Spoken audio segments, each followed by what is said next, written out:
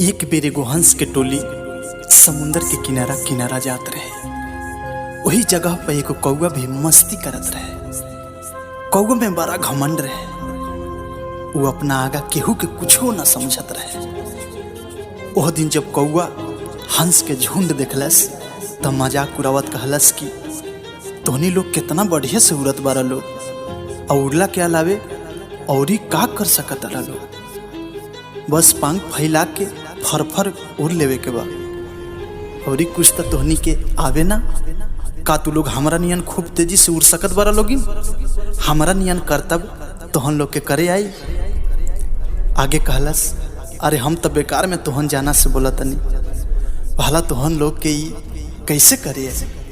तोहन लोग तो खाली पंख फरफरा के उड़े लागेला जा। तोहन लोग के जानले कि आखिर उड़ल का कहाला।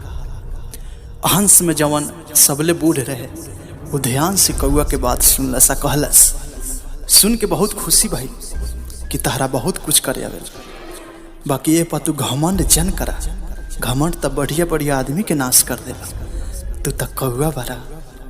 हंस के बात सुन कौआ खिसिया के बोलस, हम घमंड फंड ना जानेला। अगर तुहन लोग में से केहू हमार मुकाबला कर सकता तो हमारा सोझा आवे और हमरा के हरा के दिखावे। कौआ के ललकार सुन हंस ओकरा संगे लड़े के तैयार भइल।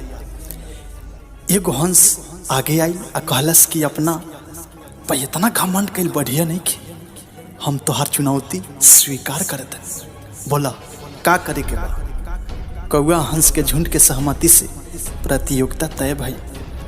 तय भइल की प्रतियोगिता 2 बेर में हुई। पहला बेर में कौआ अपन कर्तव्य दिखाई और जैसे जैसे वो करी ठीक वही तरह हंस के करे के पड़ी। प्रतियोगिता शुरू भइल। कौआ अपन एक से बढ़ के एक कर्तव्य दिखावे लगल। कबो जमीन के छुअत ऊपर उड़ जाए तो कबो गोल गोल घूमे लगे। जब हंस ओकरा नियन ना करे पौले तो कौआ मजाक उड़ावे लगे। कौआ कहलस, हम तो पहले ये कहत रहे कि तोहन लोग के कुछो न करे आई। अब हंस के बारी आई। अब की बेर के नियम रहे कि पहले हंस अपन कर्तव्य दिखाई, ओकरा बाद ओकर हु बहु नकल कौआ करी। हंस अपन उड़ान भरलस आ एकदम सीधा समुंदर के ओर उड़े लगा। कौआ हंस के पीछा पीछा उड़े लगा।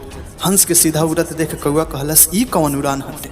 सीधा सीधा इहो उड़ान भला कोनो उड़ान हटे? अब हमरा बुझा गई तू बड़का बुड़बक बारा। कौआ के बाद अनसुना करत हंस चुपचाप उड़त रहे। हंस उड़त उड़त जमीन से बहुत ऊपर चल गई। इन्हें हंस संगे उड़त कौआ के हालत खराब हो गई रहे। अब कौआ के बक बक तक बंद हो गई रहे। कौआ अब तक थाक गई रहे। इतना थाक गई रहे कि ओकरा 1 मिनट हवा में रहे में मुश्किल होकत रहे। ओकर प्यास से जान जात रहे। कौआ हंस के खेल समझ गई। कहलस, हमरा के माफ करा, हमरा से बहुत गलती भइल बा। आज तू हमार आँख खोल देला। अब से हम कबो घमंड ना करब। कौआ के बात सुन के हंस नीचे जमीन पर आ गई। ओकरा अपना घमंड पर बड़ा पछतावा भई। यही तरह हमनी के कबहू घमंड ना करे के चाही। कहे कि हर इंसान में कोनो न कोनो खूबी जरूर होखेला। कुछ लोग अपन खूबी जान लेले तो कुछ लोग जिंदगी भर ना जान पावे। जरूरत बा अपना भीतर के खूबी जाने की और वो खूबी के सही उपयोग करे के, ना कि कौआ नियन घमंड करे।